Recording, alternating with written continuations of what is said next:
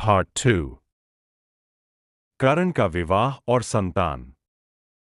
द्रौपदी स्वयंवर से निराश होकर आने के बाद कर्ण ने अपने पालक पिता अधिरथ के कहने पर सत्यवान, जो कि दुर्योधन का सारथी था, उसकी बहन वृषाली से विवाह कर लिया।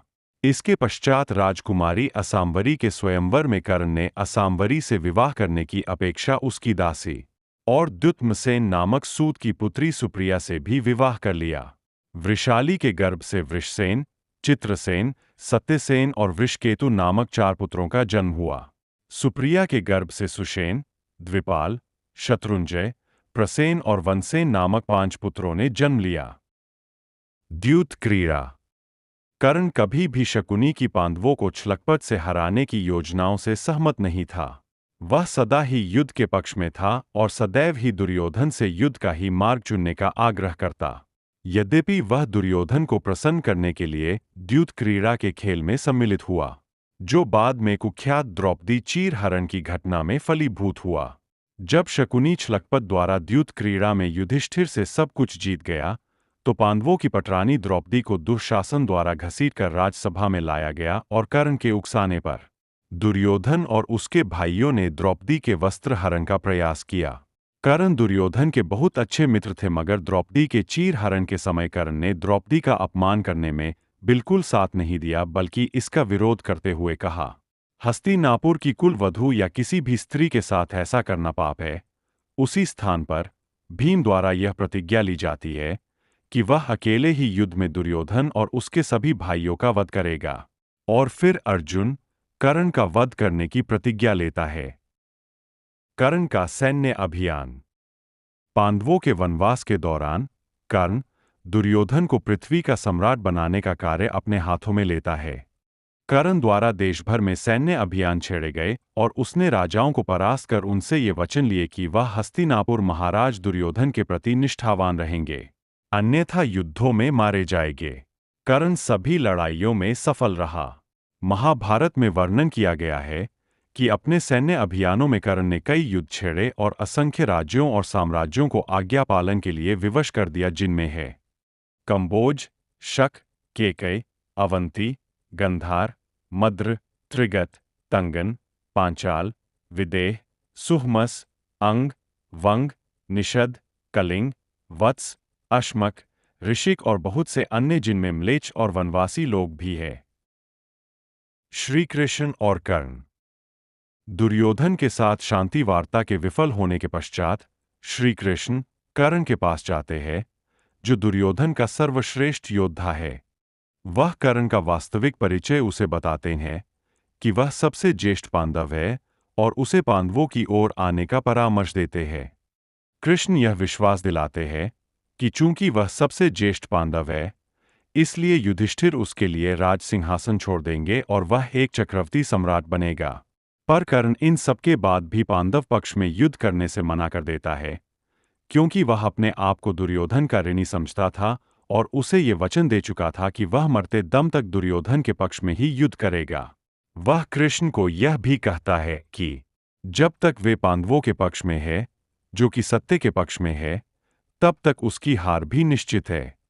तब कृष्ण कुछ उदास हो जाते हैं, लेकिन कर्ण की निष्ठा और मित्रता की प्रशंसा करते हैं और उसका यह निर्णय स्वीकार करते हैं और उसे ये वचन देते हैं कि उसकी मृत्यु तक वह उसकी वास्तविक पहचान गुप्त रखेंगे। कुंती और कर्ण। जब महाभारत का युद्ध निकट था, तब माता कुंती कर्ण से भेंट करने गई और उसे उसकी वास्तविक पहचान का ज्ञान कराया। वह उसे बताती है कि वह उनका पुत्र है और ज्येष्ठ पांडव है। वह उससे कहती है कि वह स्वयं को कौन्तेय, कुंती पुत्र कहे, ना कि राधे, राधा पुत्र। और तब कर्ण उत्तर देता है कि वह चाहता है कि सारा संसार उसे राधे के नाम से जाने, ना कि कौन्तेय के नाम से। 9 कुंती उसे कहती है कि वह पांडवों की ओर हो जाए और वह उसे राजा बनाएगे। तब कर्ण कहता है कि बहुत वर्ष पूर्व उस रंगभूमि में यदि उन्होंने उसे कौन्तेय कहा होता तो आज स्थिति बहुत भिन्न होती। पर अब किसी भी परिवर्तन के लिए बहुत देर हो चुकी है और अब ये संभव नहीं है।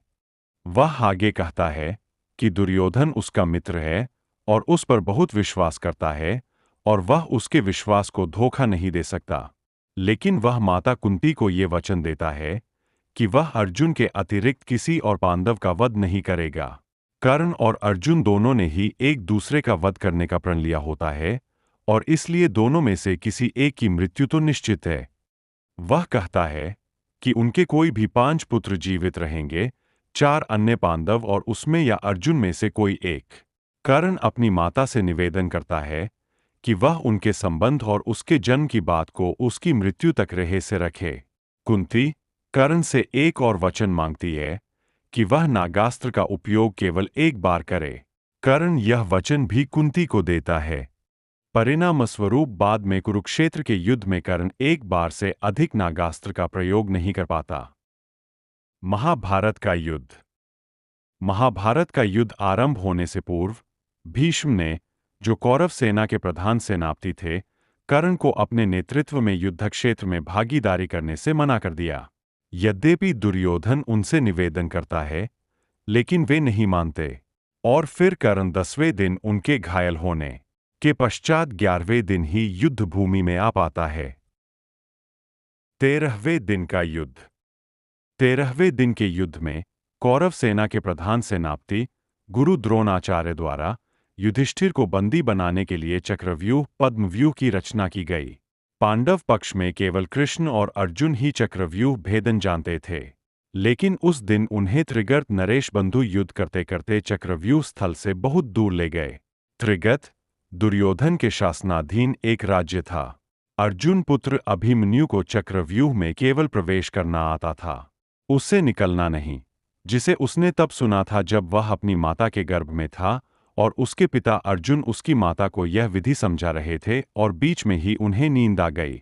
लेकिन जैसे ही अभिमन्यु ने चक्रव्यूह में प्रवेश किया, सिंधु नरेश जयद्रथ ने प्रवेश मार्ग रोक लिया और अन्य पांडवों को भीतर प्रवेश नहीं करने दिया। तब शत्रुचक्र में अभिमन्यु अकेला पड़ गया। अकेला होने पर भी वह वीरता से लड़ा और उसने अकेले ही कौरव सेना के बड़े बड़े योद्धाओं को परास्त किया। कर्ण और दुर्योधन ने गुरु द्रोण के निर्देशानुसार अभिमन्यु का वध करने का निर्णय लिया। कर्ण ने बाण चलाकर अभिमन्यु का धनुष और रथ का एक पहिया तोड़ दिया, जिससे वह भूमि पर गिर पड़ा और अन्य कौरवों ने उस पर आक्रमण कर दिया। इस युद्ध में अभिमन्यु मारा गया। युद्ध समाप्ति पर जब अर्जुन को ये पता लगता है कि अभिमन्यु के मारे जाने में जयद्रथ का सबसे बड़ा हाथ है, तो वह प्रतिज्ञा लेता है कि अगले दिन का सूर्यास्त होने से पूर्व वह जयद्रथ का वध कर देगा, अन्यथा अग्नि समाधि ले लेगा। 14वें दिन। 14वें दिन का युद्ध अविलक्षण रूप से सूर्यास्त के बाद तक चलता रहा और भीमपुत्र घटोत्कच, जो अर्धसुर था, कौरव सेनाओं का बड़े पैमाने पर संहार करता रहा। आमतौर पर असुर रात्रि के समय बहुत अधिक शक्तिशाली हो जाते हैं। दुर्योधन और कर्ण ने वीरता से उसका सामना किया और उससे युद्ध किया। अंततः जब यह लगने लगा कि उसी रात घटोत्कच सारी कौरव सेना का संहार कर देगा, तो दुर्योधन ने कर्ण से ये निवेदन किया कि वह किसी भी प्रकार से इस समस्या से छुटकारा दिलाए। कर्ण को विवश होकर शक्ति अस्त्र घटोत्कच पर चलाना पड़ा। यह अस्त्र देवराज इंद्र द्वारा कर्ण को उसकी दानपरायणता के सम्मान स्वरूप दिया गया था, जब कर्ण ने अपने कवचकुंडल इंद्र को दान दे दिए थे। लेकिन कर्ण इस अस्त्र का प्रयोग केवल एक बार कर सकता था, जिसके बाद यह अस्त्र इंद्र के पास लौट जाएगा। इस प्रकार शक्ति अस्त्र का प्रयोग घटोत्कच पर करने के बाद वह इसे बाद में अर्जुन पर ना कर सका। 16वां दिन। इस दिन कर्ण का युद्ध भीम से हुआ था। भीम ने कर्ण को मल्लयुद्ध की चुनौती दी, जिसमें भीम की हार हुई और कर्ण कुछ करता उससे पहले ही अर्जुन वहां आ गया। तब कर्ण का अर्जुन से सामना हुआ।